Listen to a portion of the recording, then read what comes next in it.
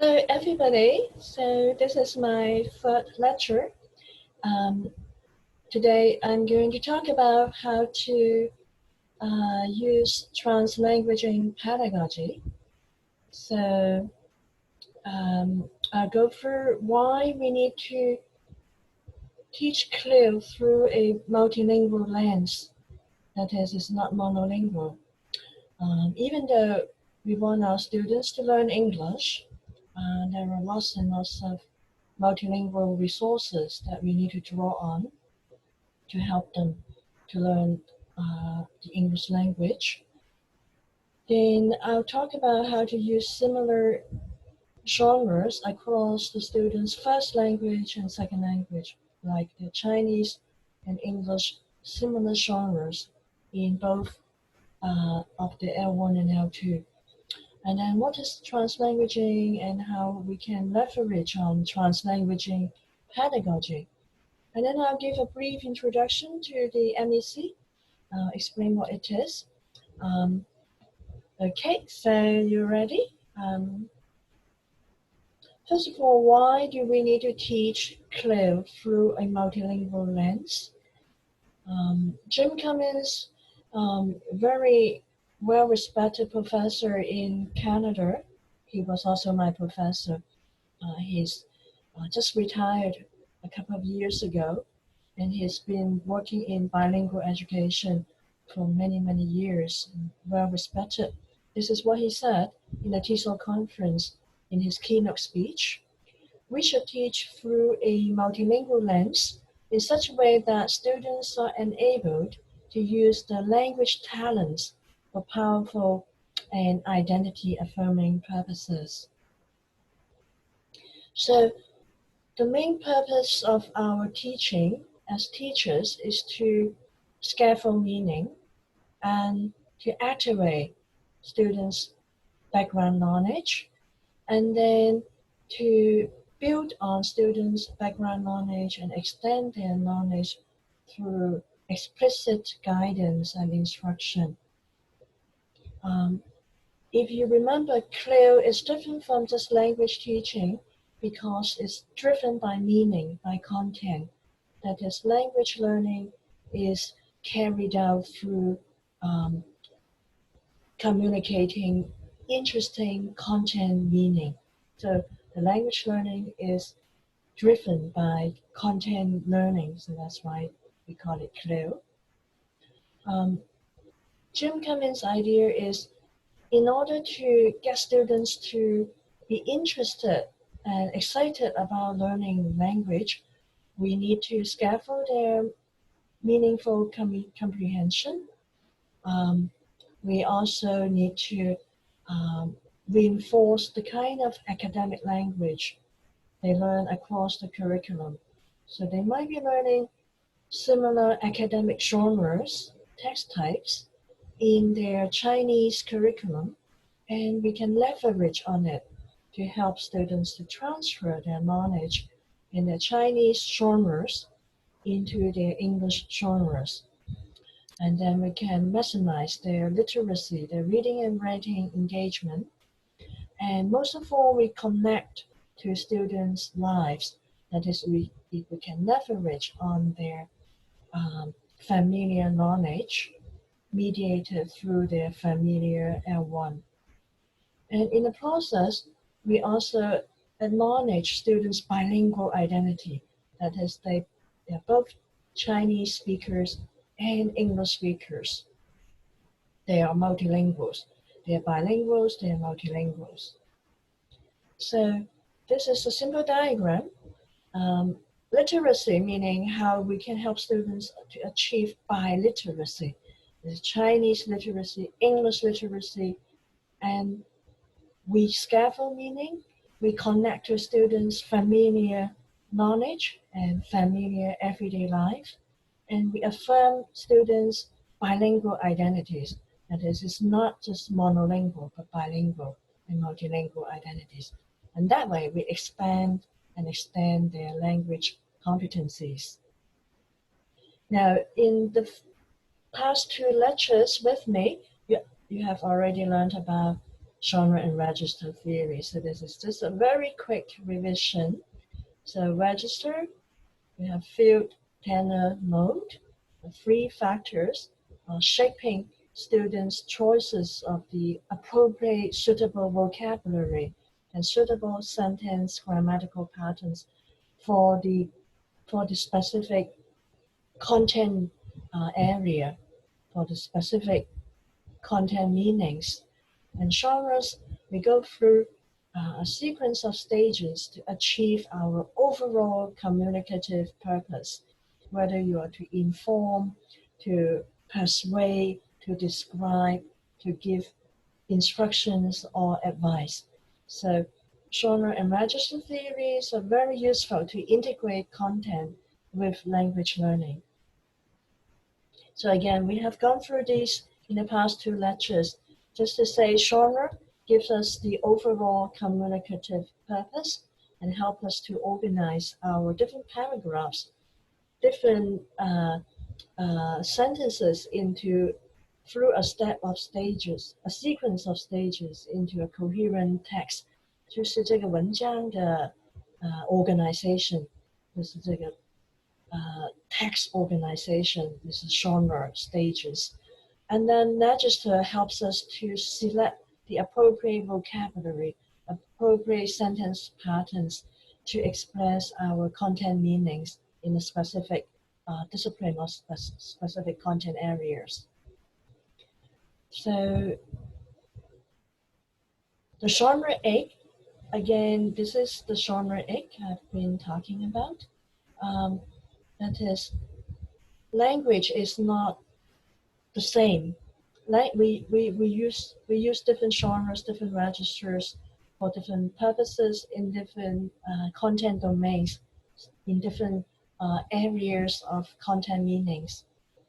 So now, in our globalized world, you can see that the genres in our first language actually can be transferred. Our knowledge of the genre knowledge can be transferred to our L2. So if you are writing an argumentative essay, the stages you go through to write a Chinese argumentative essay is similar to the stages you go through to write an English argumentative essay. So that's where we can leverage on students' genre knowledge in the L1 familiar L1 to their less familiar L2. So now this topic is really related to the recent movement called translanguaging and translanguaging pedagogy. It's also to say we need to draw on students' multilingual, bilingual resources when they're doing their learning in CLIL. The term was first coined by Ken Williams to refer to the work of teachers in bilingual education in Wales, in the UK. There is a typo here. The Wales is WALES in the UK. The pedagogical practice of Welsh and English bilingual education classrooms, where these students, they are learning their Welsh heritage language through a bilingual education program. It's like the Taiwanese students learning English through a bilingual education program, which we call CLIL. CLIL is an example of bilingual education. It's a specific program model and approach for bilingual education.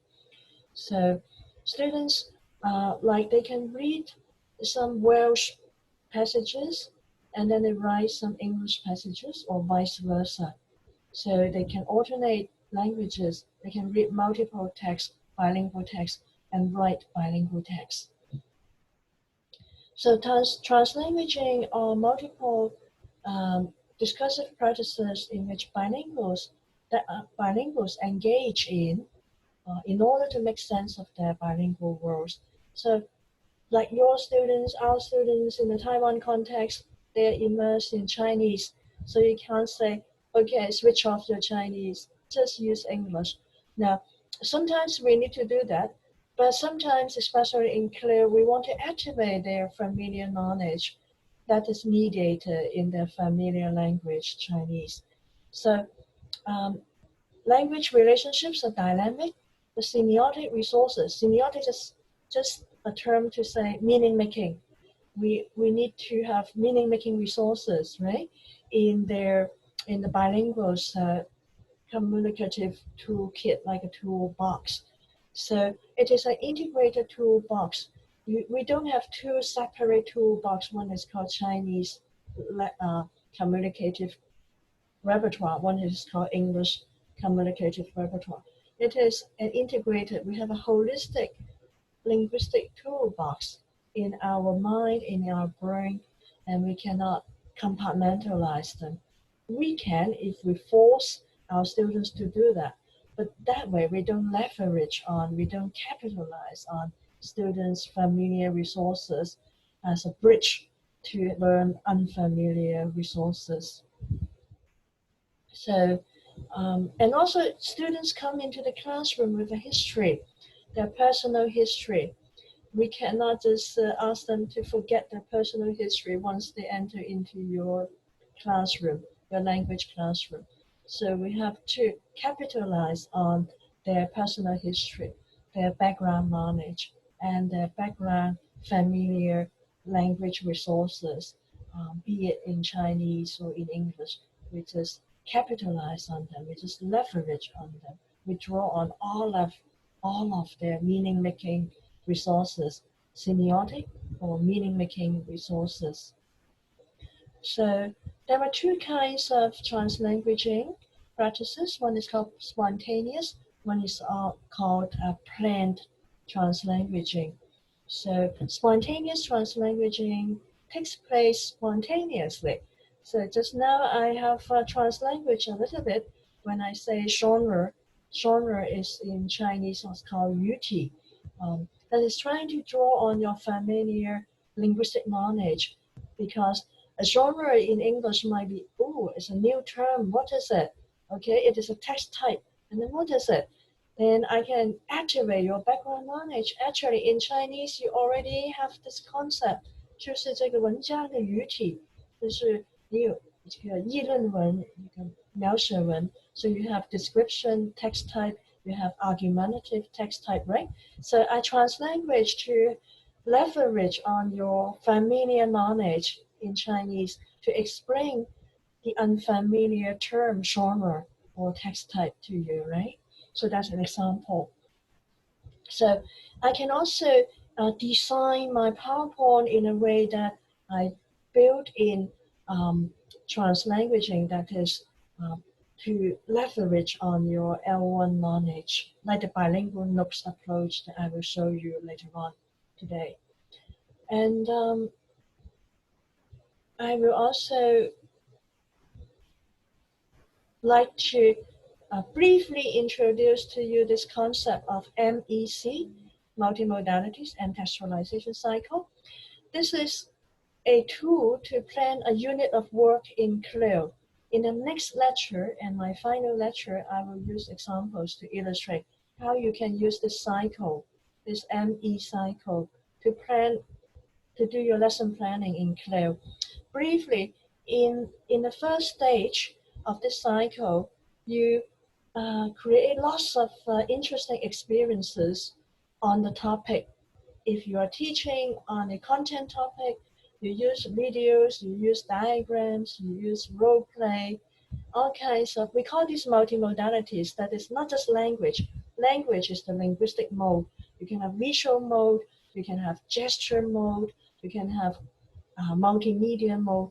So in the first stage, we activate students' background knowledge and interest in the content topic.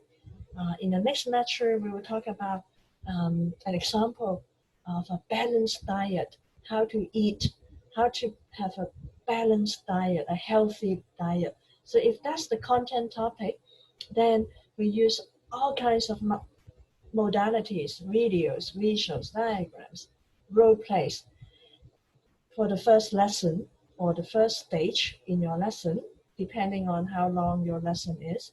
And then in the second stage, once students got excited about the topic, we engage them in reading and taking notes from all kinds of texts. First from their familiar text, like the Chinese text on the topic, then less familiar text, English text, the parallel, similar text on the same topic, and they take notes. So that is like the bilingual notes approach, which is to scaffold students. If you just give them monolingual English text on the food pyramid, for example, then it might be a little bit scary to them. So if you have a bilingual text approach to scaffold their reading of English and their note making, then that helps them to find reading not so difficult, not so challenging. Then the first stage, we engage students to transform what they have learned from the reading and their reading notes into a final product, which can be an oral presentation, which can be a written summary of what they have learned in a similar on a similar topic that they have just read about. So in the next lecture, I will give you very good examples to illustrate how to use the MEC to plan a unit of work in CLIL. You can do lesson planning in CLIL that can take care of students' interest level, take care of students' language learning and content learning, to integrate language learning into meaningful, interesting content learning. So this is what I said today. I want to review. That is, today I talk about using multilingual lenses, drawing on students' multilingual resources, and also translanguaging, which just means we let students spontaneously use their familiar language as long as they're on task, and also a planned translanguaging pedagogy like the bilingual notes approach and also like this MEC approach, which I will elaborate in the final lecture, the next lecture. So there are some examples and discussion activities that your workshop mentor will do with you, will guide you through. And you're welcome to email me. My email is on my PowerPoint slide. Thank you and goodbye for now. 再见. Bye bye.